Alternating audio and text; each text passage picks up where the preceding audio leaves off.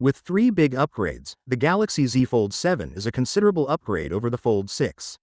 The Fold 7 breaks the record for thinness in a foldable phone with bezels that are higher, broader, and notably thinner than those of the Fold 6.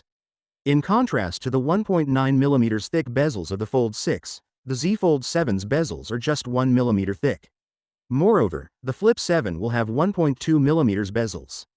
The total surface area greatly increases, and the bezels of the inner and cover screens are thinner.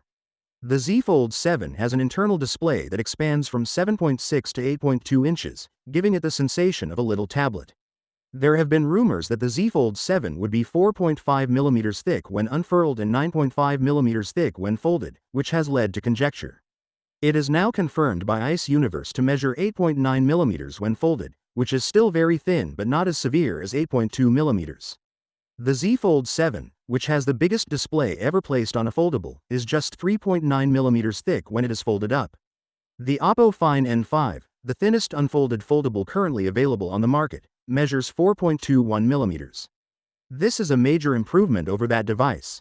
Samsung apparently used silicon carbon batteries for the Fold 7's new battery and charging technology, but the device's 4,400 mAh capacity is unchanged. This might be because Samsung decided not to increase the capacity in that area but instead to make the battery thinner in order to make the phone thinner.